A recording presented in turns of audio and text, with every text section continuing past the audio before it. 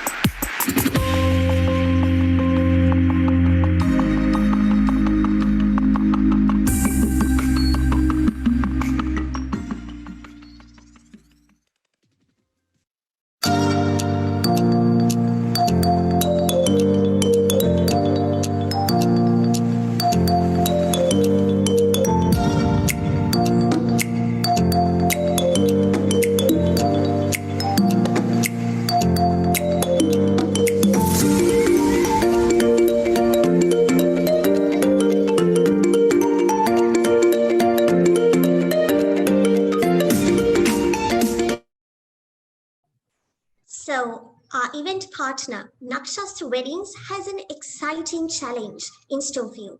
Now let us take a look at what this challenge is all about. So this is the world's first wedding video jockey challenge in YouTube. So this is about the wedding video jockey challenge where you are supposed to submit videos on the topic wedding. So when is this happening? It is happening on the 2nd of July, where the submissions will be open from 8th July 2020 onwards. So who is eligible for this challenge? Anybody in particular, whether you are a beginner or a professional YouTuber or from any nationality, you can apply for the wedding challenge from Nakshastra. So the winner will receive prizes worth Indian rupees 25,000, and how you will win is by obtaining the maximum number of likes by the 31st of July 2020. So if I move on to detail about what this challenge is about, it is supposed to be on wedding as the concept, and you can submit as many videos as possible. So the minimum requirement is a 6-minute video. There are no maximum restrictions, and you can use any language. That is not a problem. And this should be submitted via mail only. And the Google Doc should contain these following thumbnail and all those which have been specified on the slide. So once posted in YouTube, the request to pull down the video is with Nakshastra Wedding. And also, if you have any further clarifications of how to apply, of what you should do, you should also look at the rules and regulations. And also, for further clarifications, you can contact Ms. Sweta via her email address or by the contact number provided on these slides. So make sure that you take up this challenge offered by Nakshastra Weddings, our event partner of YouCon. So now let us move on to the discussion part that all of us have been eagerly awaiting for. So I warmly welcome Mr.Janeeth Rodrigo, the General Manager of AIESEC, which is Sri Lanka's first ever collaborative creator space. He's also the General Manager of Digital Media of Devana Macro Entertainment. It is such a pleasure to have you, Janeeth, here with us. So you will be speaking on the legal aspect of YouTube to enlighten all our YouTubers, aspiring YouTubers, as to what the legal aspect is all about. So to start off things, I would like to ask you, how can a person start monetizing on YouTube? I mean, what are the policies and guidelines that have to be met when we do this? Over to you. Hi, Anil. Yeah, hi. Thanks for having me, and kudos to AIESEC for doing this. And I love the line of speakers that you all have gotten, and I hope everyone tuned in will learn something, right? Okay, so getting down to just monetization. There's a lot of myths surrounding monetization in Sri Lanka because for the longest time, I think we've had the wrong idea of monetization is. So just to break it down, on YouTube, monetization is given in the form of this program called YPP. It's the YouTube Partner Program. And this is generally rolled out country to country. And unfortunately, as of this moment, YPP has not been rolled out to Sri Lanka. Right? So under this context, let's say we do get YPP one day. In order to be eligible to monetize on YouTube, you have to hit the milestone cap that YouTube has set, which is 1,000 subscribers and 4,000 watch hours within the last 12 months. This is not a hard thing to achieve if you are a creative person and you are, determined enough, right? So that's the basic milestone that you need to hit. So then one might ask, okay, as a Sri Lankan, how can I earn money from YouTube?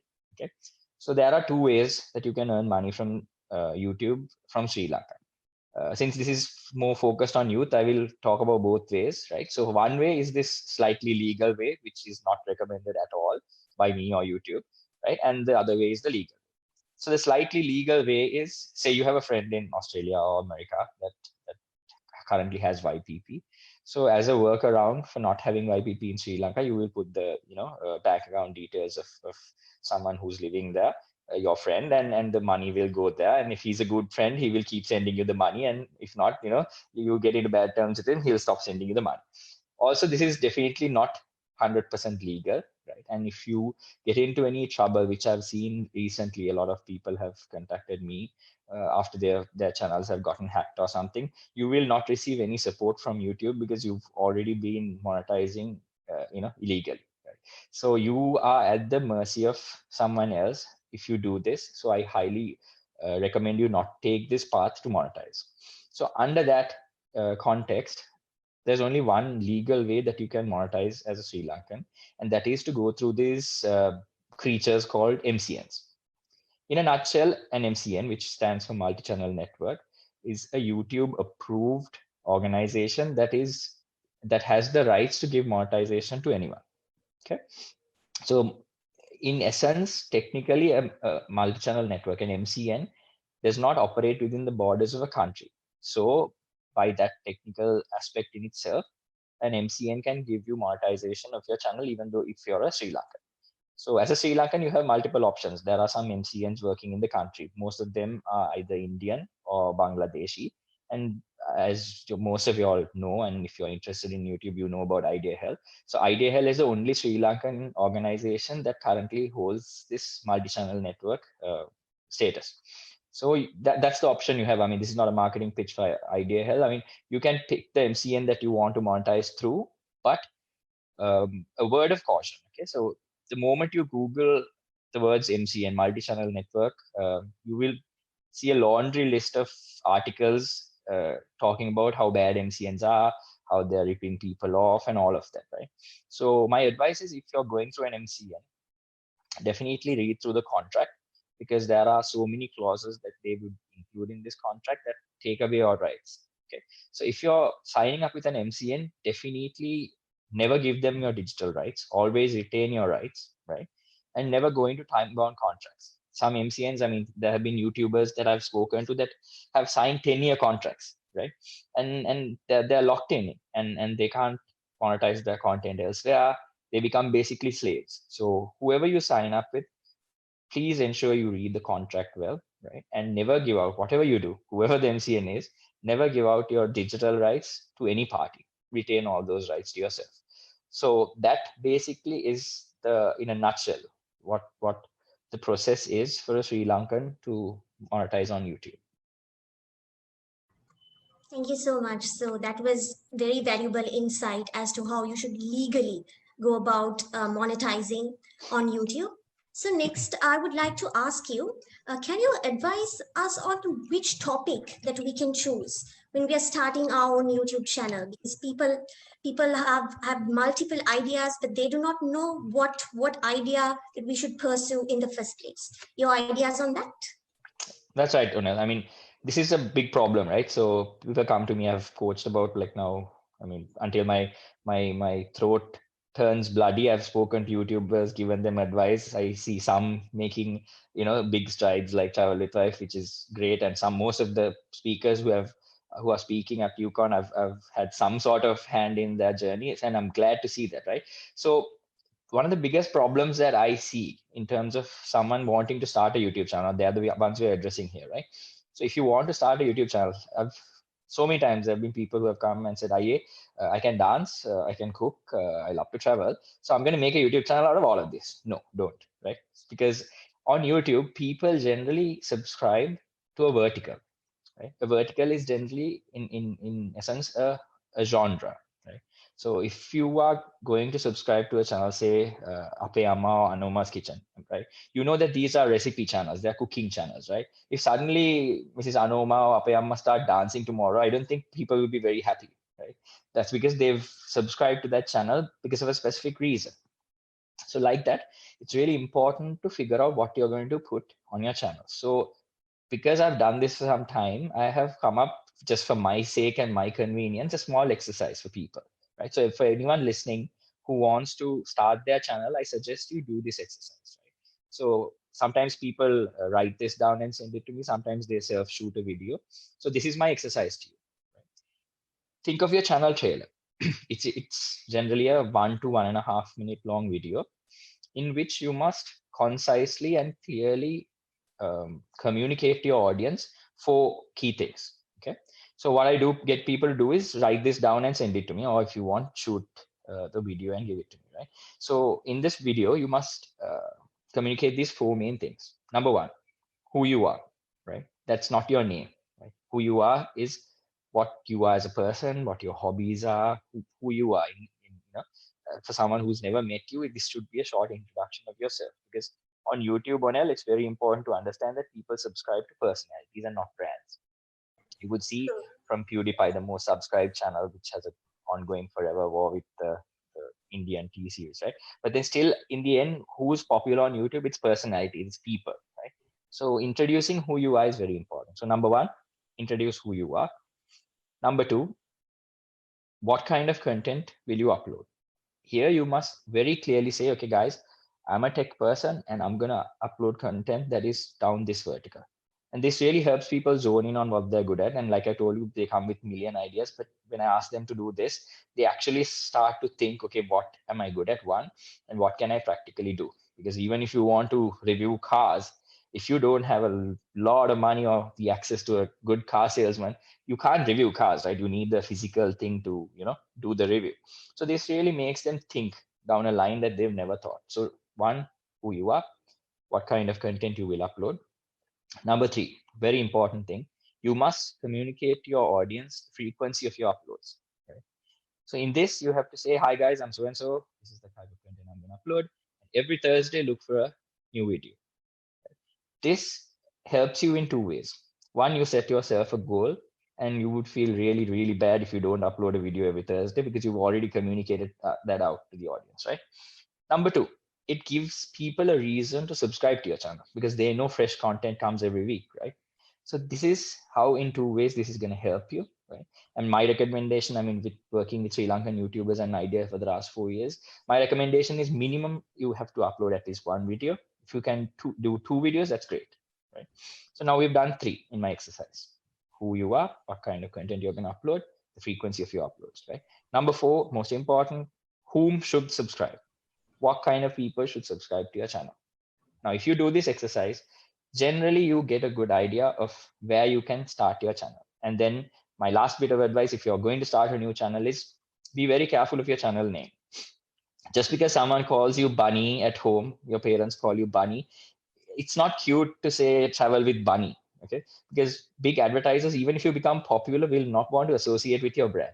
So always make your YouTube name advertiser friendly. That's a big mistake a lot of people make. So because your revenue will be twofold, right? On one hand, you'll get the YouTube money. On the other hand, you'll get direct sponsorships from brands. And you will definitely lose out on that second form of income if your channel name is not advertiser friendly, right? And take some time to decide on what the channel name is, because there are multiple ways you can target your audience, and one of the key ways is through your channel name, right? So if you have the word travel in your channel name, it's a no-brainer, right, for someone searching that this is a travel channel. But then you have to be creative here, because now travel is saturated. Everyone's using the word travel, right? Cooking, the word is saturated, but you can use synonyms, right? Chef, fire. Like there are synonyms around cooking that you can use that will directly communicate the type of channel you are without, overtly sounding like every other guy on YouTube, right? So this is basically my advice. If you want to start out, do this little exercise and pay attention to your channel name.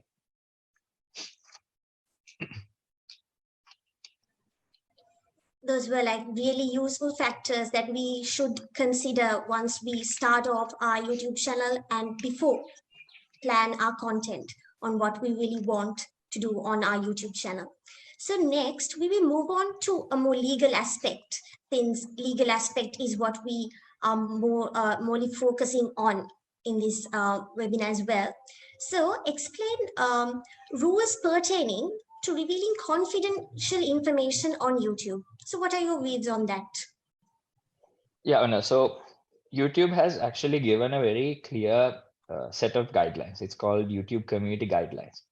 And generally, infringement of any of those guidelines will end up with you getting a strike on your channel.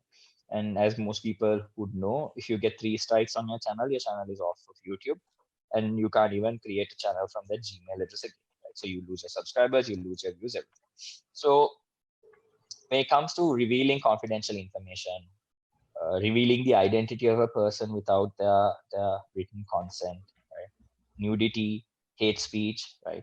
Violence is another big category that I'm seeing a lot of strikes being handed out, right? So people sometimes don't realize what they're putting out is wrong. Right? I'll give you an example, right? So there are these cases of child abuse, like where people have been physically violent towards children, right?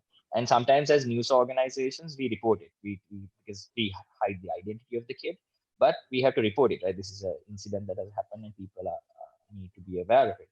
But this sometimes goes against YouTube community guidelines, because if you show that video clip without any context, right, without a presenter saying, okay, this happened, police are on the lookout for this suspect, without any of that, if we just upload that clip on YouTube, right, you will definitely get a strike.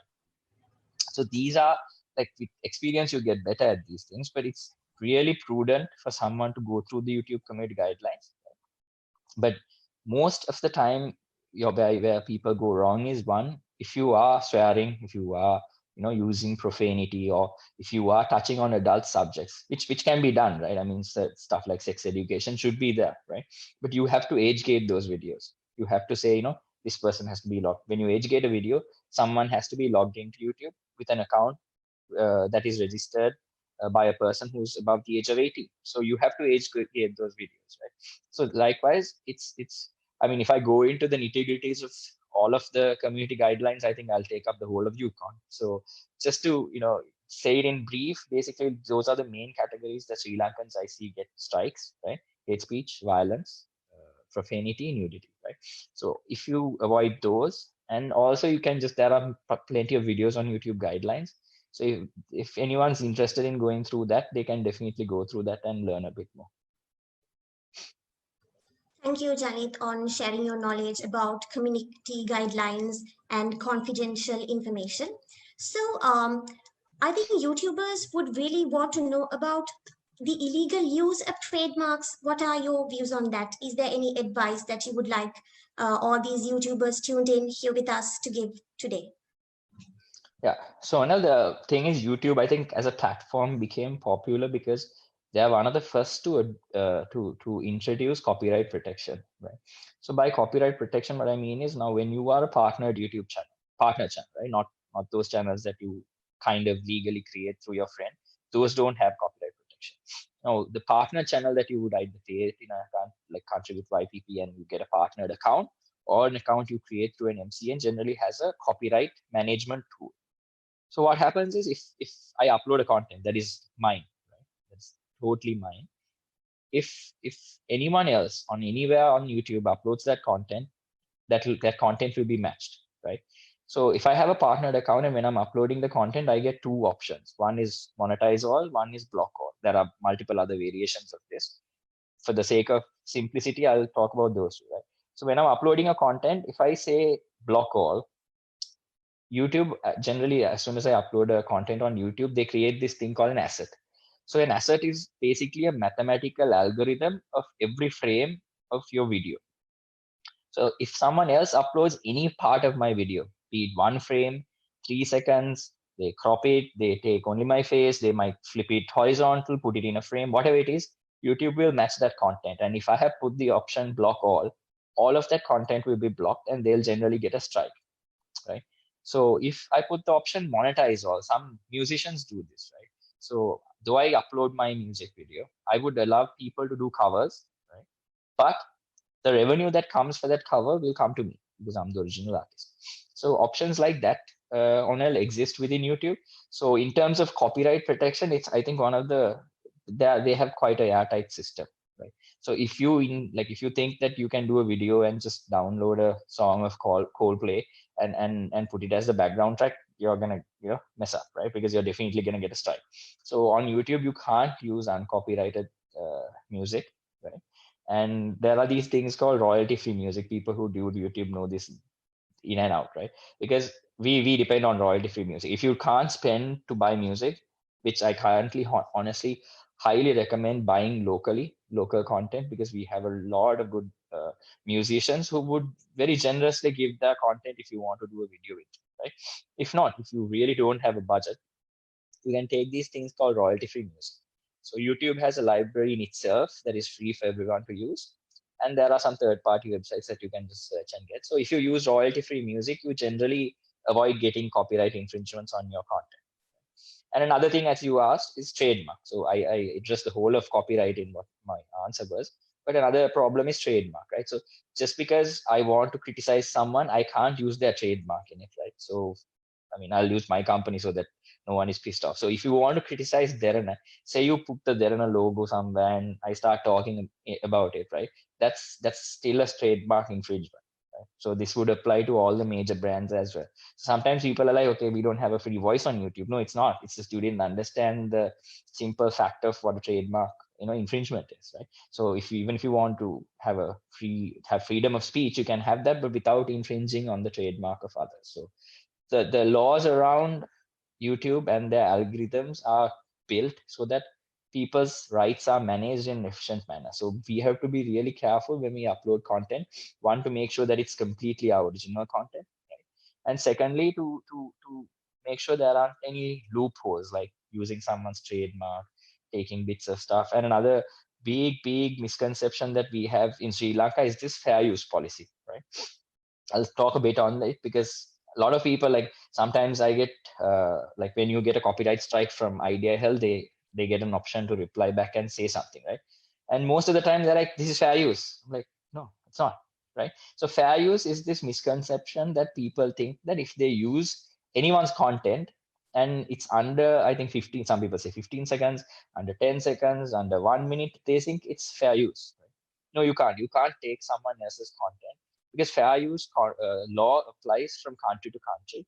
And I have researched on this, I've checked this up with lawyers. There is no fair use policy in Sri Lanka. So you cannot use even 1 second of someone's song, someone's teledrama, someone's movie. You can't use it and use the argument, this is fair use. Okay? So the only way you can take someone's content and re-upload or even give a criticism on it or do anything, make a compilation of all the funny bits of a movie, all of that is through the written agreed consent of the copyright owner. So this is one big misconception I hope I cleared out for a lot of people, so that when they're starting out channels, some people think, okay, I'm gonna make lyric videos of all the famous songs in the world and make a channel out. We know you can't do that, right? You're gonna get banned. Your effort is gonna be wasted. So fair use definitely is a tricky place globally, and in Sri Lanka, it most definitely doesn't apply. Thank you so much for very comprehensively covering everything with regards to trademark and copyrights. So I would like to ask you about defamation problems. I think that's a very frequent problem that we have nowadays. So with regards to YouTubing, how does this come into the picture? Are there any rules and regulations with regards to defamation? Yeah. So this again falls under the community guidelines, right? So there are two factors at play here. One, it will be the YouTube community guidelines, and secondly, it will be the rule of law in the land, right? So something might be not defamation according to YouTube, but it could be defamation according to Sri Lankan law, right? Because Sri Lankan law is separate from YouTube. So this is where people have to be careful. So in any case, if you are criticizing someone, you need to have facts, right? So whatever you do, like sometimes it might be okay in terms of YouTube because it's defamation on YouTube if you use hate speech, if you vilify someone because of their gender, their sexual orientation, their ethnicity, all of that, right? But you might just accuse someone because say I hate on her, right? I'll just start saying bad things about her, right? But then it's not gonna fall under discrimination, none of that. But I'm just saying completely utter lies about you, right? But though it's okay, I mean not okay, but it doesn't infringe on community guidelines on YouTube, you can definitely come sue me, right, in Sri Lankan courts, right?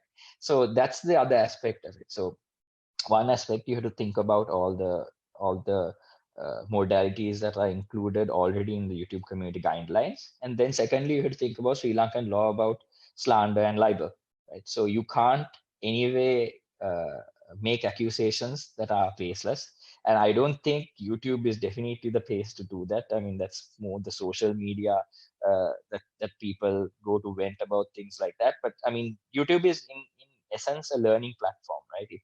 It supports long form content, which makes it a learning platform. So I don't think it's a place for rants, definitely not, right? So in terms of defamation, you have to think of it two ways. One is YouTube community guidelines, they will definitely give you a strike, and the second is Sri Lankan law, which will make you end up in courts. So those are the two aspects that you need to think about. We also see many misleading posts, many ambiguous posts posted on YouTube channels with no basis. So what is your view on that?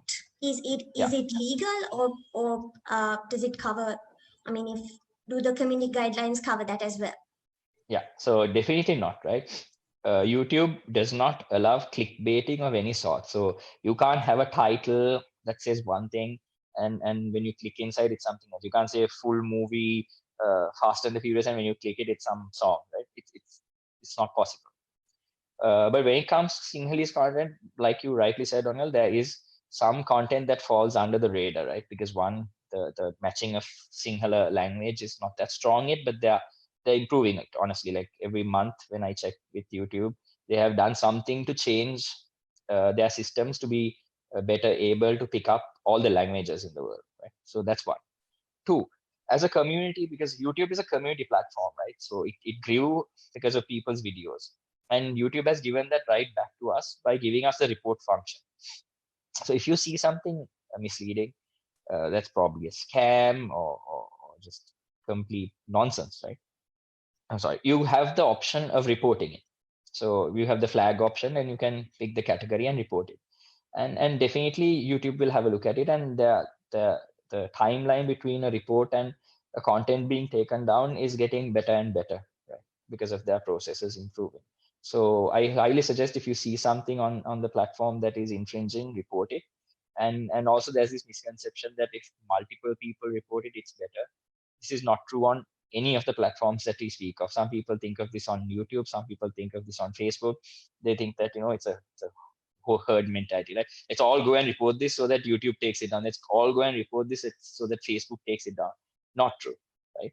Facebook and YouTube both treat a report as the same. Even if 100 people report it or one person reports it, it's the same process. From the point one person reports a video, it's sent through a system, right? First, probably a AI bot will check it, and if it passes that, it'll probably go to a human eye. So that process has already started. So by the time the 100 reports come, it's already in that process. It's not going to go faster just because more people report it. So that's how powerful this reporting function is. So if you definitely see something on either of these platforms, just use that function, because that always makes all of these platforms a safer place for everyone else. Thank you for clearing out all those misconceptions and myths that normal lay people used to have. And also, we have a lot of interesting questions flowing in from our Facebook viewers. So I would like to direct this question to you. What are the best no copyright music that we can get? Okay, so recently, since we have time, we have a little time. Yeah. Recently, there was this interesting case, right? An artist who has used a no copyright royalty-free soundtrack from a website that claimed it was royalty-free. Okay, he had used this track, and about 4 years later, there's a copyright strike on his channel. Okay, so we traced back to, okay, how in the world did this happen? He was like, I'm really sure I downloaded this from this website, which is royalty-free. And 4 years down the line, he gets a copyright strike. To see, when we trace back, the website that he bought this track from has been sold to another company, and none of this inventory is royalty free anymore, right? So that's a big problem, right? So if we just start taking royalty free tracks from everywhere, and something like this happens, you're at the mercy again of these people. So one of the easiest ways, one of the safest ways, is to use the YouTube royalty free music library, which is available for anyone. Just go to your creator studio and you can access it. So once you have an email account and your Gmail account and you go to YouTube, you have a creator studio. So on that, you have a very comprehensive library that is improving, right? But if you want to really get some other track, and you want to ensure that this track will not become a problem later on, maybe get the written consent. I mean, nowadays an email should do an email from the original content owner that he's giving you the rights to use this track. Yeah, so that's the only way I think you can definitely ensure that you won't have a problem with a music track, somewhere down the line. Right. So the next question is also with regards to music and singing. So, any advice on how to obtain a license for singing the songs of other artists? How are the songs being copyrighted? Yeah. Yeah. Okay. So again, if it's English music, copywriting and licensing is kind of difficult, right? So if, say, you want to license a Coldplay song, it's a long process and it's going to cost you a lot, right? But there are certain artists that you can reach out to where they through their managers are quite fair. And especially, I know for a fact, if you're talking about Sri Lankan music and Sinhalese music, our artists are very generous in that way. If you want to do a cover and if you want to do a dance cover for a song, they are very, very willing to give you the rights without a payment, because it's mutually beneficial for both of you, right? But when it's international artists, I think there are a list of websites. I can't quote them off the top of my head, but I think I'll probably publish this somewhere where y'all can see either on my page or something. So I'll give you all a list of resources. There are some websites that will act as mediators for you if you want to obtain the rights from international artists. And some artists are kind of fair in their pricing other than these very, very popular ones. So that's one way you can license international music. Local music, you can always just hit them up, contact them. And most of the time, what I've seen is they're willing to give the licensing free of charge so that both of you benefit from it. All right, thank you very much. And what will be your best advice for pranksters on YouTube? That's a question that we got from the audience. Okay. Okay, so pranksters, right? We've had a few channels. I won't name names.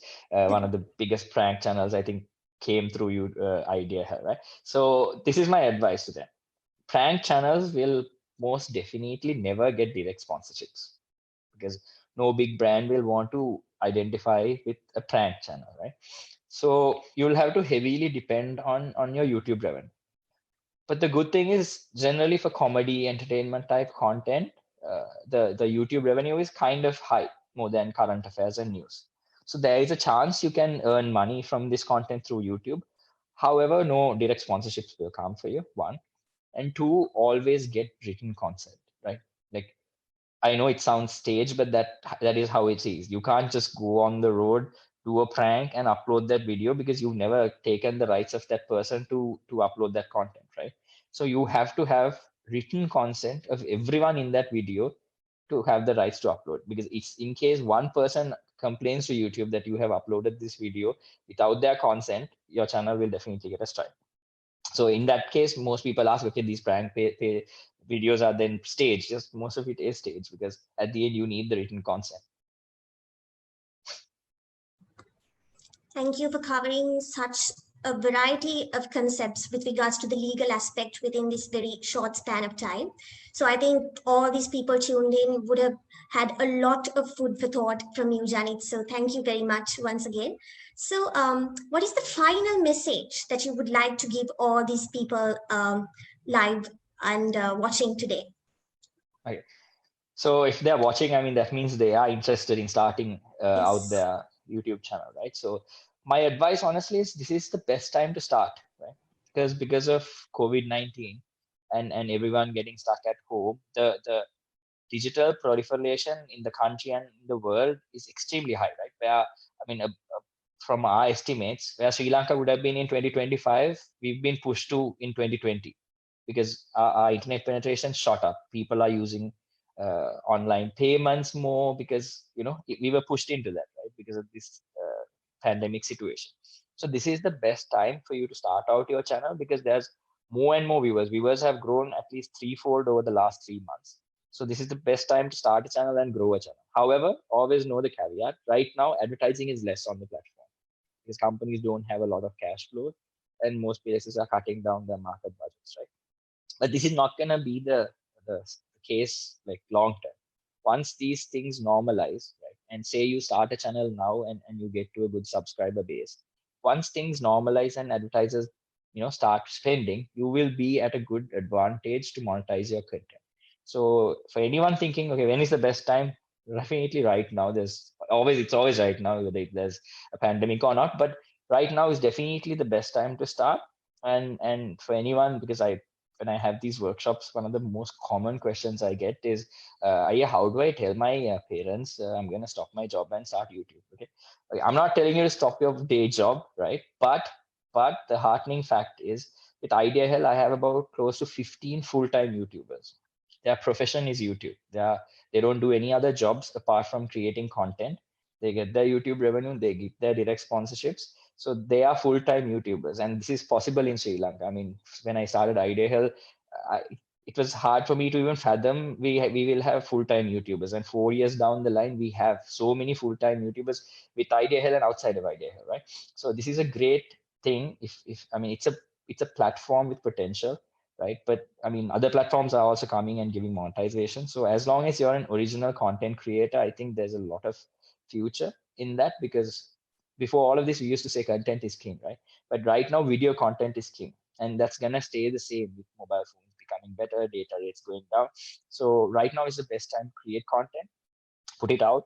But be prepared to be patient for your payoff, because revenue might not stream in as fast as before, but this is the best time to start and grow as a YouTuber. So thank you once again for accepting our invitation to appear as a panelist on YouCon 2.0.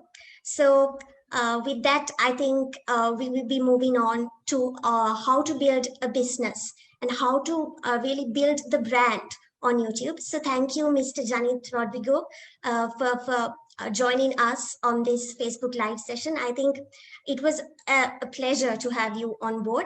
And thank you for sharing all those amazing insights. I think all these YouTubers and people who really want to start YouTube channels learned a lot from you. So thank you very much for joining in. Likewise, and have a good session.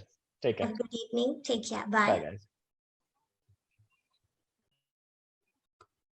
So now we will be moving on to the next aspect of our Facebook Live session on how to build your business and brand using a YouTube channel. So we have on board two eminent panelists, two very special individuals who co-founded the Labor Law YouTube channel, Labor Law Advisor YouTube channel, with a vision to simplify labor laws for the common man in 2017. But now this channel has evolved into a one-stop solution for labor laws, finance, investing, and business-related content with over 1 million subscribers on their YouTube channel.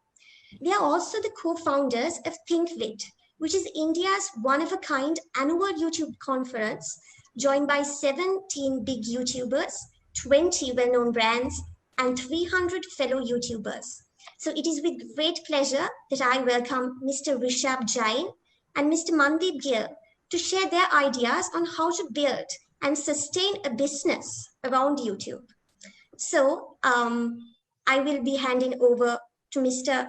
Rishabh Jain and Mr. Mandeep Gill. So what are your views on building a business around YouTube? Thank you so much. Can you hear me all? Yeah. Yes. Okay. Thank you so much. And is it possible for me to share a screen? Can I share a presentation? Right now, it's, I guess that is not possible. If it is, then can you please let me know? I will let you know. Okay. It is possible. So you can share your screen. I can share my screen? Okay. Thank you so much. Okay. So my name is Rishabh Jain. We started Labor Law Advisor channel. So I guess most of you are joining from Sri Lanka. So first of all, very, very thank you and regards for inviting us. And today we will be talking about the various ways you can monetize your YouTube channel. So when it comes to monetization, most people believe that there is only one way to monetize a YouTube channel. That is, there are a lot of ways. We have tried almost all these methods in last 3 years. And my co-founder Mandeep, he will be talking about various production aspects, how to do hiring and how to build a business around YouTube. We will also be happy to take any of your questions. Okay. So a bit about us. So we started Labor Law Advisor channel 3 years ago, specifically in August 2017. And initially we did not have any idea about what we are going to do. Labor laws is such a small and such a niche field that we thought that maybe we can someday hit 5,000 or 10,000 subscribers, or maybe like 100,000 views. So that's what we thought. But since India is a big country and there's a lot of population, and almost in every subject there are a lot of people watching. So right now we have around 1.1 million subscribers, and we are close to reaching 50 million views. So never thought that, but gradually it has come so far. So initially, since we had very, very small subscriber base, but we had a niche. We were talking about mainly labor laws. Gradually, we expanded to finance and career and related topics. But our audience, majority, it consists of salaried employees. So that's a very, very big advantage for us. So in today's session, I'll be also talking about if you have a small YouTube channel, like if you do not have millions of subscribers or a lot of views, or you talk about a niche which is of your interest, how can you monetize that? So first, first method of monetizing is always YouTube ads or partner program. So this, I guess, all of you know about. And but even reaching to this goal is somewhat difficult. You need to have some consistency. So before starting this first point, I'll share 3 points. So if you want to grow a channel, this is my philosophy how you can grow your channel. So 0th point is you should start with a niche, because right now there are so many YouTubers and the competition is very high in this particular field. So if you start with a niche, then chances of success is slightly higher. Once you start your channel with a niche, you need to follow 3 things. Number 1, you need to be consistent. So this is very, very important. You need to maintain your consistency. That is, if you post say 1 video per week, you need to maintain that. 2 video per week, you need to maintain that, and you need to maintain that for a long run. It does not matter whether your channel gets monetized or not, whether you get enough views or not. You need to maintain your consistency for a certain period of time. Then only YouTube algorithm will start picking you up and you will get a lot of views. Number 2, you need to maintain your quality. So quality not in just terms of like camera. So camera and everything you can purchase when you have enough revenues and everything. But quality in terms of content, you research your content well, present it well, whatever best you can do. Have a good natural lighting, whatever best you can do it with that. And number 3 is innovation. So whatever content you present it in innovative way. So what worked for us is we started teaching about labor laws on a YouTube channel with a very non-advocate, non-legal way, very common way, because I'm an engineer. I'm not a lawyer from or have a legal background. So that's why I am talking about all these laws from a very layman language. Also, I am using language Hindi, which most of the people in India speak. So that is the innovation for our channel. That's why probably a lot of views and subscribers came. So you can follow these 3 techniques. So first is YouTube partner program. So this happens, as you know, when we have 1,000+ subscribers and 240 hours of watch time. But the major disadvantage of this is the rates are fluctuating. So maybe Rishabh, yes. I'd like to correct you. This is 4,000 hours of watch time and 240,000 minutes of watch time. 240,000 minutes, right? That's a typo, I guess. Yeah. Okay. So ad rates can vary a lot. So during say New Year times or festival times, it can rise, and for certain type of content it can be high, but for majority of content it's not so high, especially in Asia region. So you cannot rely on that and you cannot build a business around it. Maybe it can be a good side income for you as a single YouTuber, but it's very difficult to sustain a lot of employees and give salaries using this particular income. So this is a part 1 of income, and this is the basic income. You can treat it as a baseline income. Then comes affiliate marketing. So the major advantage of affiliate marketing is you can start it with like 0 subscribers. So if you are talking about a niche and if you are talking about a product which you yourself use, then you can always affiliate this, because what audience is watching your content to get your review about a particular product or know about you, or you can share which type of product you use. So if you are using that particular product, audience have some faith in that particular product as well, and they don't have to search web to get that product. They can just go to the description and buy that. And in affiliate marketing, in most cases, they even get a discount. So they do not have to pay anything extra, and they even get a discount. So that's why it's a win-win for both. So you can start affiliate marketing as soon as possible. Like even with the first video, you can start your affiliate marketing. Second point, which I already mentioned, that promote what you use. So this is very important. Don't promote a product which you do not use, but have a very high affiliate income. So don't promote that, and look beyond Amazon. So when we talk about affiliate marketing, most people think that Amazon affiliate is the way to go, but there are a lot of other platforms as well. So for example, what we tried is we have tried various drop shipping platforms. We have tried various demat or brokerage account platforms, and all those have worked wonders. So this is a great product for us. Amazon has not worked for us because our content is not relatable. We do not promote products, but other affiliates have worked very well for us. Mandeep, in any point, if you want to add something, please do. Yeah. So third point is merchandise. So merchandises, you can sell your branded t-shirts, watches, anything with your brand. So that is merchandise. But this merchandise works with certain kind of influencers. So not all kind of influencers have that audience appeal. That audience would like to wear what they see on YouTube. So this generally works with cultural icons or singers or mainly cultural influencers. It works relatively less with educational influencers. So, but this is also a way to monetize. And I'll give us a tip: outsource. So some people believe that they can like buy t-shirts in bulk and then package it and courier it whenever the order comes, something like that. But I would suggest that this is not your core business. Just outsource it. So there are a lot of players, even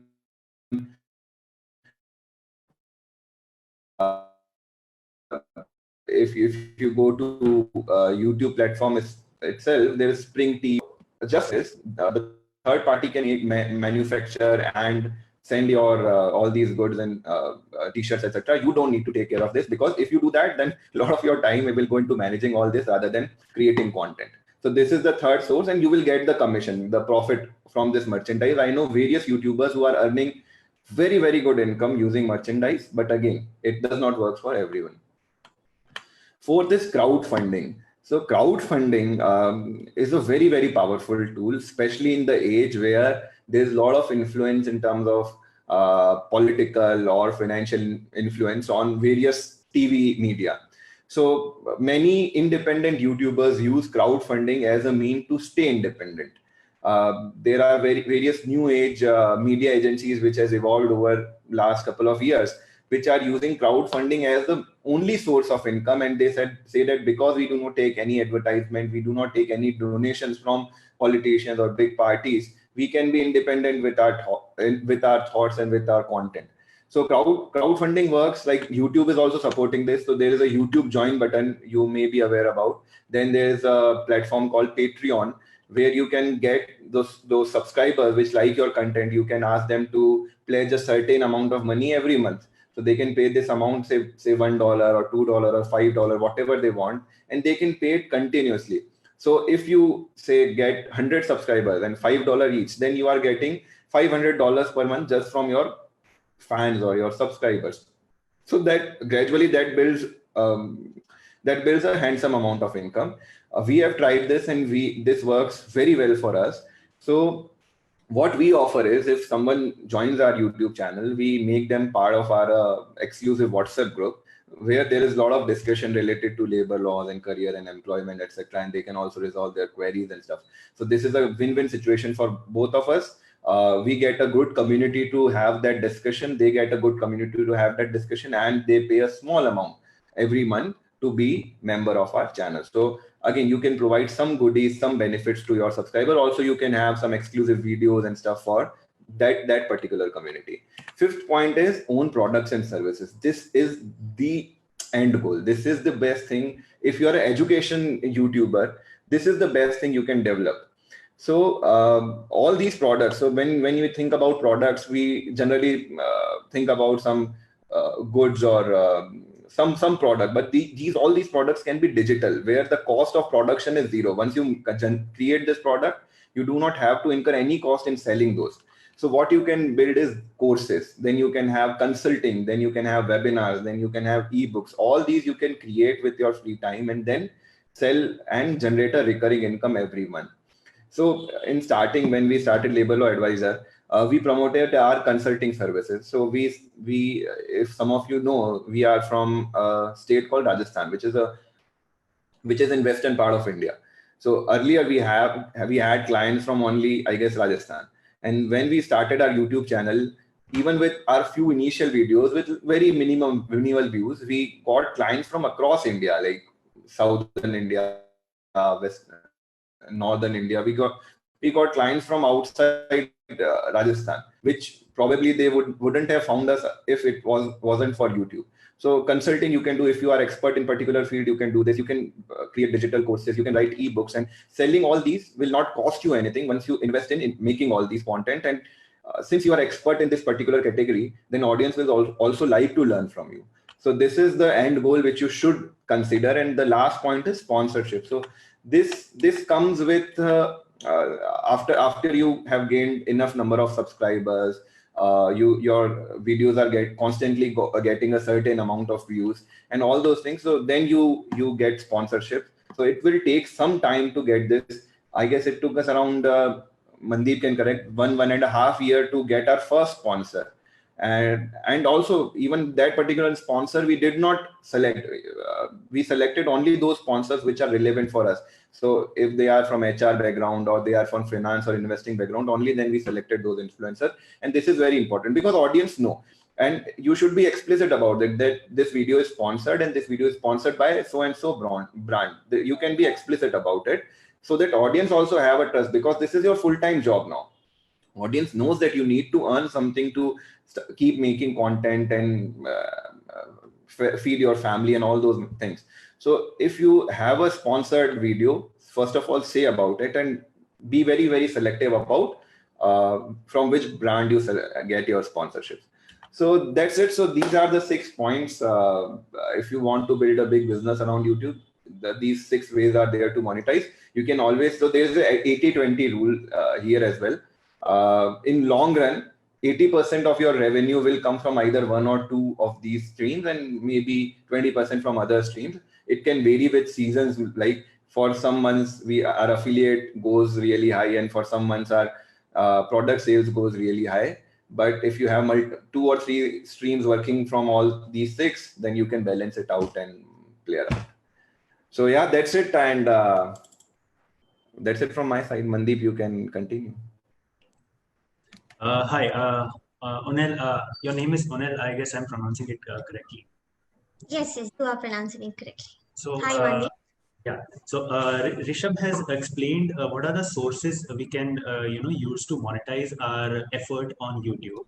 I would like to know whether you will be taking questions right now from his talk, or whether the questions will come at the end, and should I go on about what I have to say?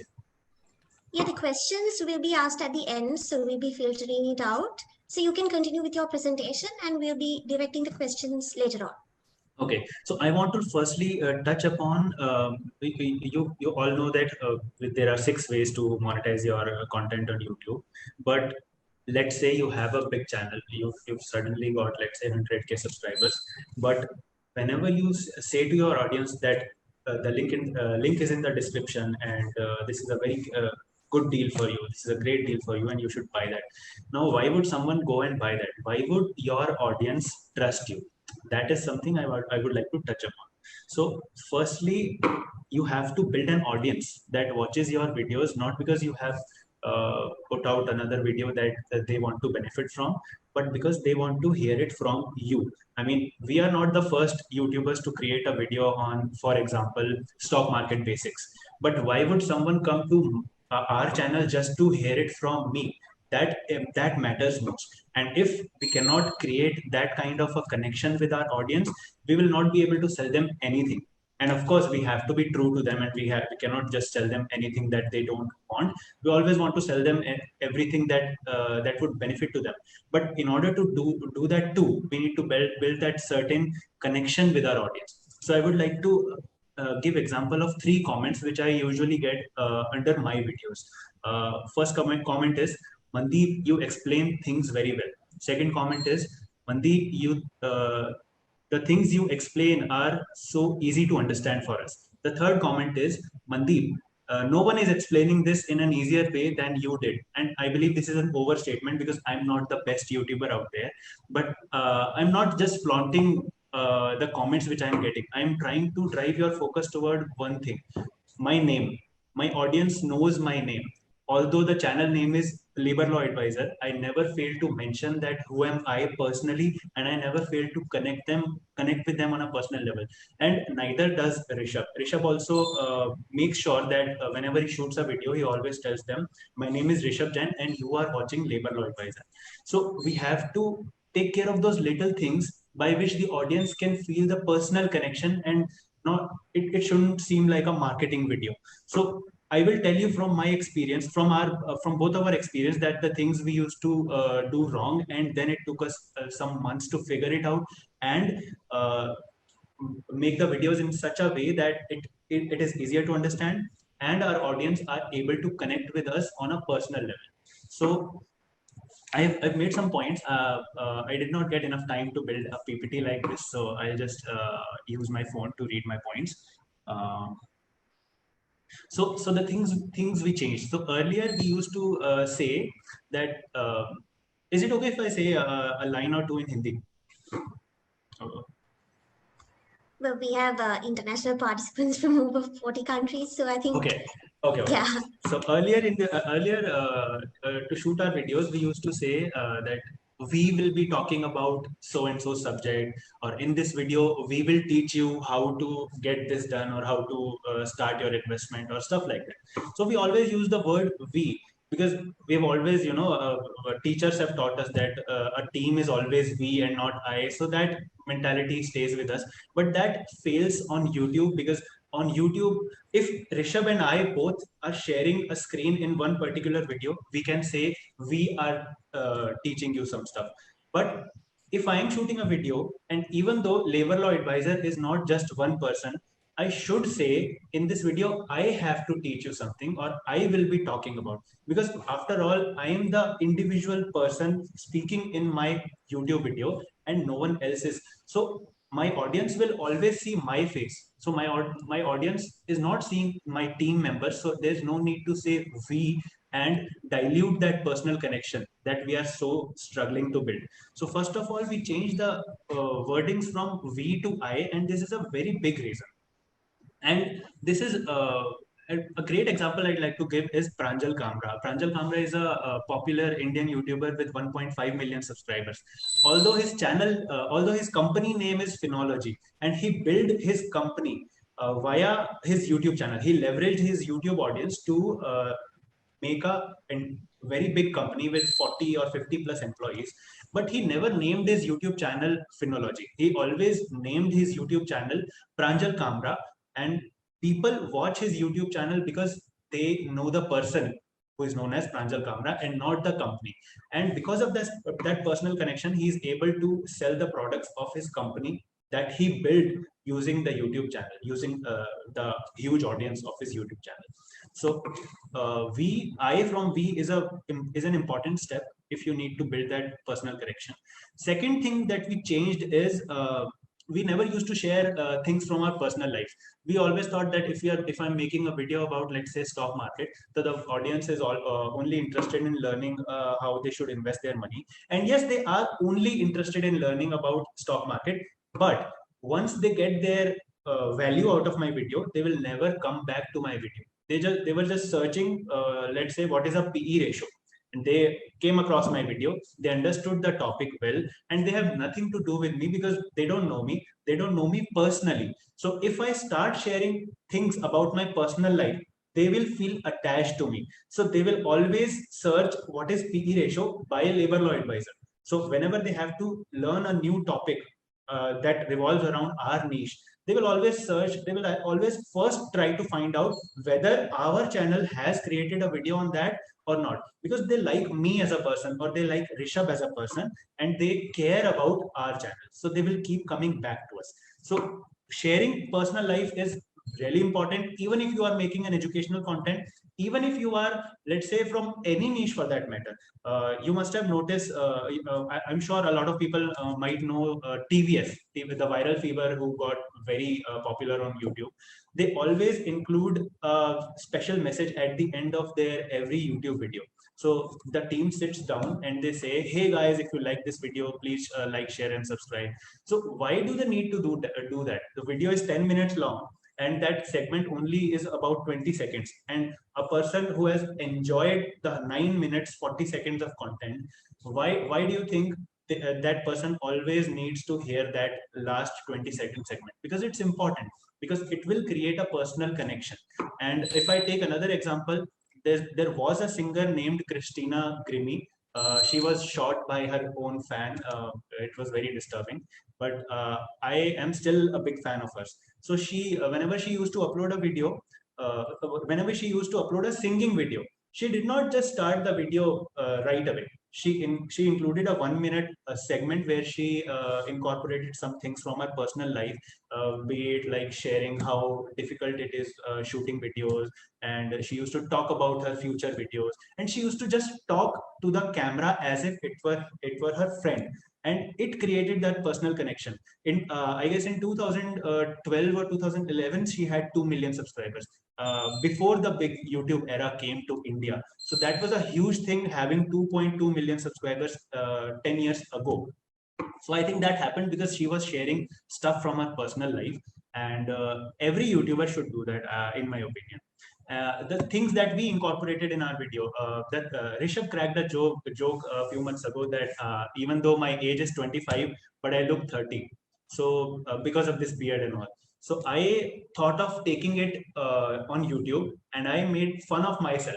That I asked my audience that what do you think my age is, and people started pouring comments like crazy that you look 28, you look 30. Some people who genuinely were, some people were genuinely trying to take a guess that how old am I, and other people who were in fact my haters also came to my videos to comment that I look like 60, and it worked in my favor. I mean, they were pouring hate comments, but it drives engagement on YouTube. It drives comments on YouTube, and YouTube algorithm gets signaled that, okay, my video is good and people are commenting and liking my videos. So it's just a simple joke that drives great engagement. And now more and more people know that my name is Mandeep and I am 25 years old. So people are connected with me on a personal level. So when I tell them that this is a great product, I myself am using this product, and you should too. Link is in the description. And full disclosure, if you click on that link, we will get a small kickback, which will keep us afloat. So people will understand that, okay, this guy is genuine, and this is a nice product. And we have seen him sharing his personal life with us, so we can trust him. So this is the big change that we brought to Labor Law Advisor. Earlier, we used to sound like robots. Hey guys, in this video, we will be talking about so and so things. And even if 2 out of 10 videos got, let's say, millions of views, there were hardly any conversion in terms of subscribers because people were not getting connected with us on a personal level. So that being said, the third thing is we changed the style of addressing our audience. So earlier we used to address that. We used to say things like, in this video, you all will learn, or you all will get to know about this stuff in this video. So focus on the word all. So we understand as YouTubers that our video is being watched by thousands of people. So we get this impression that, okay, we should not we should not address them singularly because our audience is plural. So we should always say you all. But we fail to understand that every viewer is watching our video alone. Maybe some guy is watching our video while sitting on a toilet seat, putting their headphones on. So if I say that you all will understand, you all will get to learn from this video, that guy won't get connected with me. But if I say that I will tell you how you can make money in stock market, that will create a better impact. So that guy sitting on a toilet seat will think like I am talking directly to him or her for that matter. So we changed the style of our video. We changed how we address our audience. Even though the video is being watched by thousands of people, we never think like everyone is watching all at once while sitting in the same room. So we address them singularly and not plural.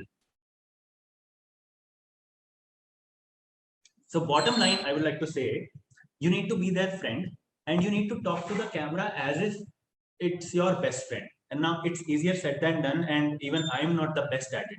But if I can identify where I'm going wrong, and if I can, just try to make sure that I get one thing right in one video at a time, it will become my habit to get those things right, all of them at once in one video. So if I'm speaking to my camera, I make sure that it's my best friend, and I genuinely care about talking to my camera.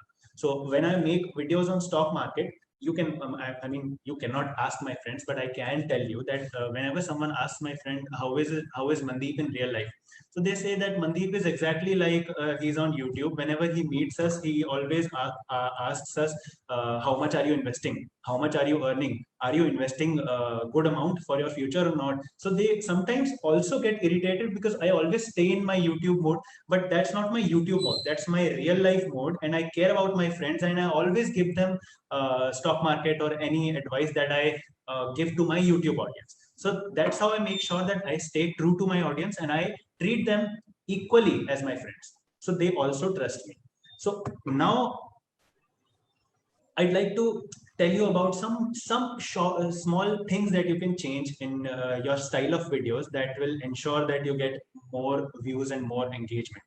First point is the average attention span of a human being is now 8 seconds, even less than a goldfish. So if I am not speaking the right things at the very beginning of my video, no matter how good of a content I am about to say, my viewer has already shut my video and he's already onto some other video or some entertainment or stuff. Because it's not a TV where I have to wait for a long advertisement to finally be able to watch my movie again. It's YouTube. I can shut down any video and I can turn on any video I like. So that's why I have to make sure during the initial 30 seconds of the video, I have to tell them why are they here for? Why are they watching my video? So I have to tell them point by point, if that's what it's take, that in this video you'll learn these many things. And I can also mention that I'll include a bonus tip, which I believe I learned from the Urban Fight, who was in the morning session. They are a good friends. So they always include a bonus tip at the end of their videos. So people not only watch the entire video, they stay till the end just for that bonus tip. And that bonus tip is worthless even if you just skip right to it and skip all the part of the videos, because that bonus tip is relatable. So you can include these things in your videos. This will not only improve your watch time, which in turn will signal YouTube algorithm to push your videos more and more. This will also structurize your videos. And if you structurize your videos, I'm talking this from an educational point of view. If you structurize your videos, it will become very easier for your audience to understand complex topics. So labor laws are not easy to understand. I mean, millions of people in India, who I call youngsters, are not aware of the deductions that are being taken from their salaries. And when we try to explain them things about labor laws, it becomes complicated to them. But when they watch our video, they always write the comment that it was so easy to understand. So that is the easy to understand part comes in when you structurize your videos and use proper points and sub points, and like you structurize a proper article that will ultimately go on to rank higher and higher in Google search results. It works just like that. So then you can ask good questions to your audience. Just like, you know, I made fun of myself by telling my age and telling people that people think I am 30 years old. And let me know in the comments how old do you think I am. So people started pouring comments, and that ultimately worked in our favor. You can also ask some good and intelligent questions to keep your audience engaged. So we started this contest called just a quiz. We did not name that contest. We incorporated a quiz at the end of every video, where we asked one question related to what was being said in that particular video. And we told the audience that one winner will be picked at random, and we will give them, let's say, 50 rupees UPI cash on their smartphones. So it's not just that people want to win that mere 50 rupees. So that's why they are commenting. It drives a sense of contest. Okay, what if I'll be selected? So I know this answer, and what harm does it do? I know this answer and I can write a comment, so I should write a comment. And in turn, we selected random comments and paid them 50 rupees cash. So that was one trick. We're not doing that anymore, but that drove huge comment sections, huge comments, number of comments. Now, in terms of production and post-production, a lot of new YouTubers think that they need to have expensive equipment, and that thinking is now being changed thanks to so many YouTubers who are proving them wrong, that you do not need investment in good equipment to make YouTube videos. You need to take care of just few things, few core things. One of them being audio. If you are able to listen to me without making your face like this, then you will more likely to watch my video till the end. So you need to invest in good audio, and good audio in India is only available for $3 or $4. The collar mic is just $3 or $4 US in India. So it's very cheap to invest in good audio, and you do not need fancy equipment. All you need is your smartphone. So your smartphone can do everything, and you can learn everything from YouTube. I call myself a self-taught video editor and a self-taught photographer and a self-taught filmmaker. Why self-taught? Because I used to watch so many YouTube tutorials, and I just implemented those in my own channel. And I also was a freelancer, so I used to implement all the filmmaking and fancy stuff there. So I learned all of that from YouTube, and I think everyone can. So it's not a question of fancy tools and stuff. And as I said, your smartphone can do everything.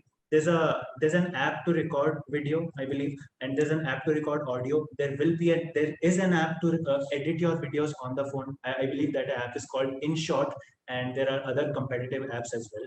So it's only a matter of research before you find your comfort zone. Even if you are not from a technical background, you can pull this off very beautifully. And I'm about to show you some examples. Before that, yeah, it's example time. So can I share my screen for just 2 minutes? Yes, you can share your screen. Yeah. I'm not able to. Yeah. So first example is Flying Beast. I'm sure a lot of Indians might be knowing him. He has 3.13 million subscribers. The things that I talked about, sharing personal life with the audience, he does that so beautifully. I think there's no YouTuber doing it better than he is. So if we pay attention to his titles, the first title is "She sang the Chiklu song for the first time." Now, who's she? She is his daughter.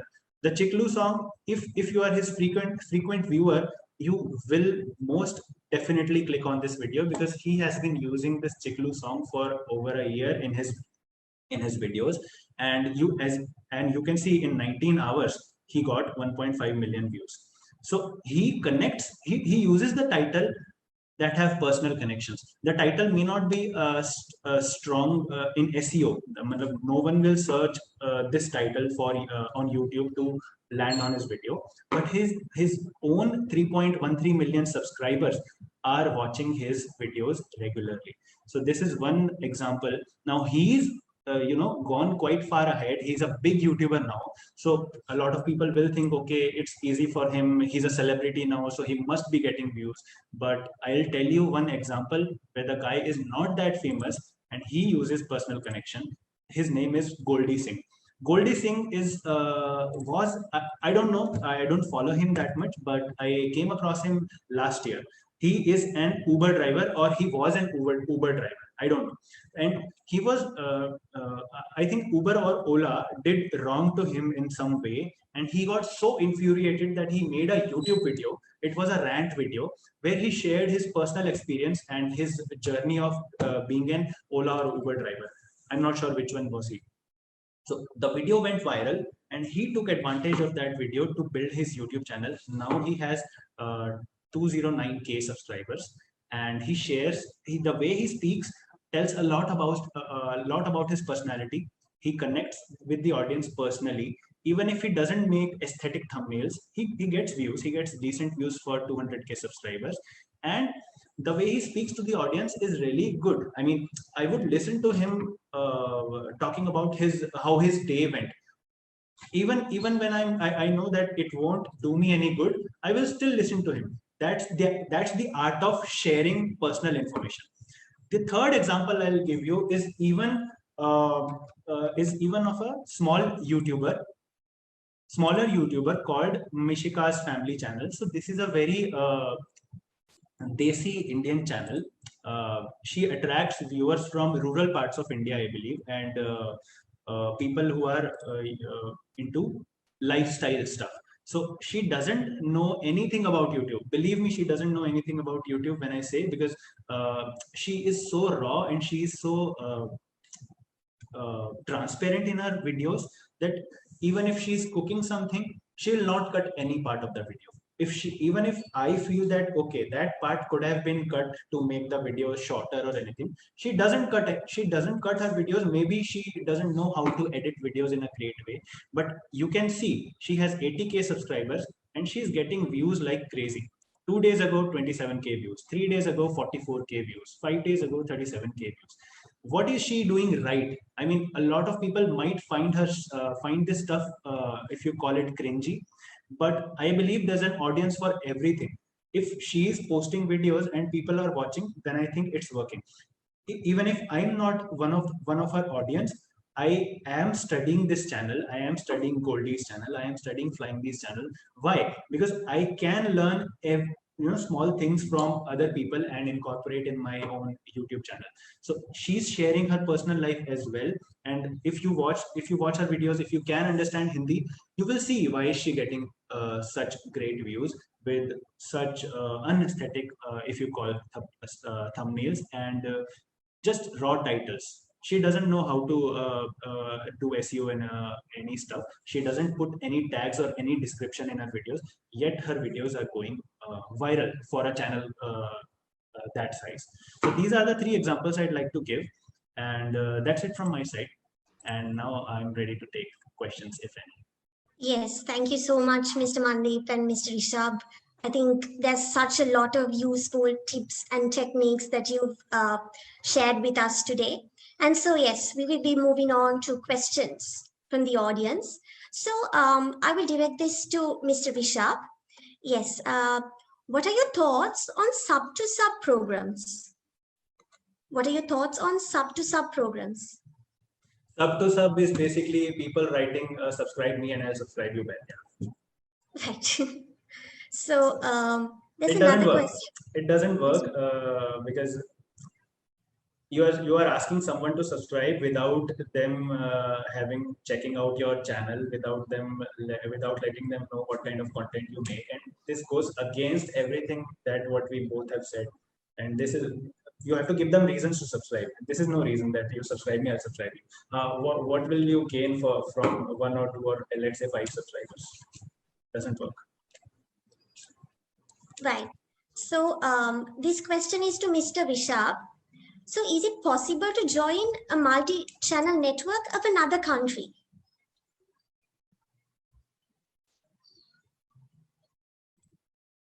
Rishabh, you're muted. You're on mute. Okay, sorry. I'm saying I'm not an expert on this multi-channel network thing, so not able to comment. Basically, if I'm not wrong, multi-channel networks are agencies that drive sponsorships, if I'm not wrong. Or they are or they become your virtual managers. Which one is it? No problem. Let's have some other questions if there are. Yes, I mean, there are so many other questions that we can answer. So this is a pretty lengthy question. If we post a famous video on a channel that belongs to another channel, sometimes we can increase our watch time and subscribers. And can we start to monetize putting original content to our channel when we have got a decent amount of subscribers? What are your views on that? Yes, just to have your channel monetized, that can be done. So what generally people do is they start their channel with having some local news or making a video about a famous incident. Say, for example, there was some accident or there was some big festival. So they make a video about it, normal video without any editing and stuff, and put it there. And because there is no other content or relatively less content about that incident, their video may get viral and they get a lot of viewers. And using that viewers, they can just cross that threshold of 4,000 hours or 1,000 subscribers, and they can monetize later. So yeah, that's a trick some people use, and later on they delete all those videos and then start their own original content. So thank you, Mr. Rishabh, for that insight. And Mr. Mandeep, there's another question. Do you think viral marketing is a good method of promoting your channel? Sorry, can you repeat the question? Do you think viral marketing is a good method of promoting your YouTube channel? I'm not sure what they mean by viral marketing. Yes, so these are being filtered from the audience. So we can also go into post-production and production as well. So what are your thoughts on that? Thoughts in general? Yes, thoughts in general, and speaking from your experiences, how have you done this through your YouTube channel? So before being a YouTuber, I was a freelance video editor. I was jobless at that time, so I started learning video editing, and I made a profile on the freelancer platform called Fiverr, and I used to get clients from US, UK, China, Israel, and countries like that. So that allowed me to learn more and more of video editing because I was expected to deliver more and more stuff, and in order to make more and more money, and I was jobless, so I had a lot of I had all the time in the world to learn video editing, and so I did, but it wasn't as challenging, and thankfully I had a PC, a 4-year-old PC that I got in 2013, I guess. The 4-year-old PC was in 2017, so I used that PC to learn video editing and to produce videos. And then I started using that knowledge to make videos for our channel. And if you go back on our channel to see what kind of videos we produced, you'll laugh because it wasn't nicely edited. They weren't nicely edited. But then we improved. When you start getting, let's say, 500 subscribers, you will be motivated to learn more and more of video editing, more and more of how you can present your videos in a better way without spending any extra money. Because when you start a channel, it's just an experiment. It was in our case that we thought that it will be an experiment. If the views go on to, if the videos go on to get some views, then we'll think about how we can improve. So videos did get views, and we thought about how we can improve, and that's how we did. So I spent hours editing videos. I spent hours learning new techniques and stuff. So the main software that I use is Adobe Premiere Pro. But if you are beginner YouTuber, if you're not that editing fan, you can use easier software. For example, Wondershare Filmora, which is very easy to use, and I believe they have a YouTube channel teaching you how to edit videos without any effort. So it will cost a fraction of a time, and it's very cheap to buy that software. And yeah, it's all sorted. I mean, it's not a challenge for anyone. Thank you so much for connecting to our audience on a personal level by sharing your own experiences.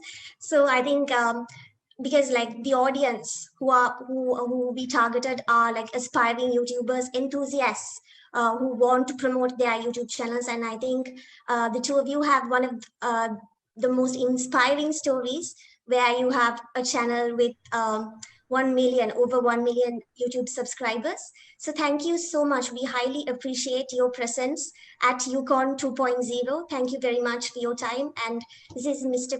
Jain and Mr. Mandeep Gill all the way from India. So what is the final message that you would like to give our audience? Shall we start off by... Again, share the 3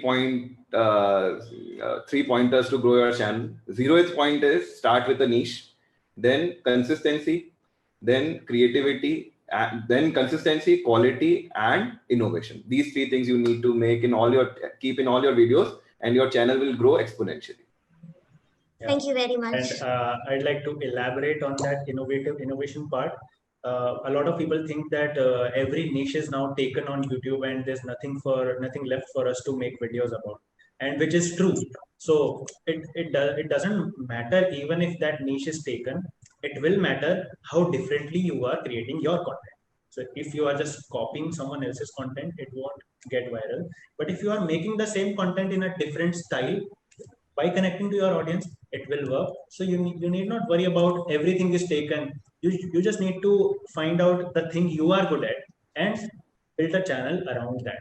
So that will always work. If you choose a niche that is very prominent on YouTube, for example, tech videos and tech YouTube channels, and if you think I can also make tech videos, then it won't work, because you are not a tech enthusiast, and the channels who are doing so good are the guys who are tech enthusiasts. So you need to find something you are good at, and your channel will work wonders. And yeah, that's from my side. Right, thank you very much once again. And I think it was indeed a very productive spell on how to carry on a business using YouTube as the medium. So it was really great to have the two of you share your views and experiences on this topic. And I'm sure that it gave all of our viewers a lot of food for thought.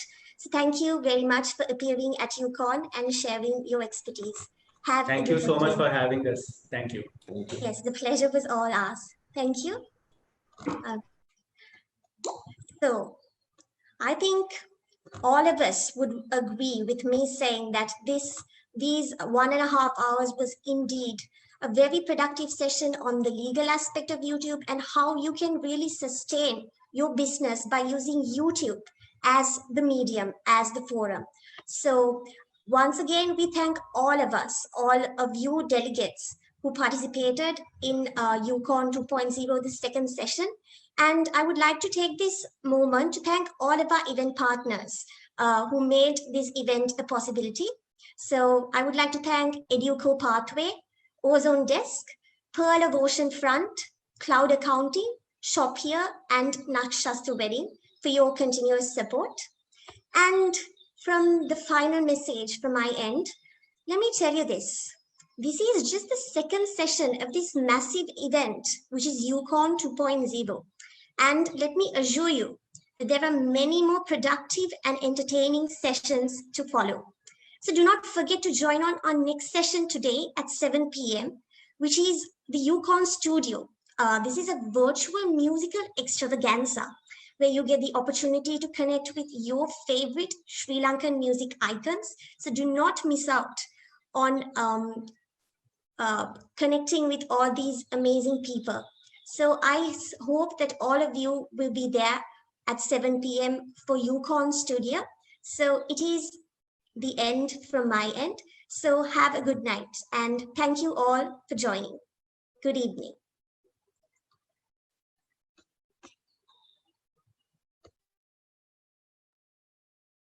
Are you planning to study abroad but not sure what to do and where to go?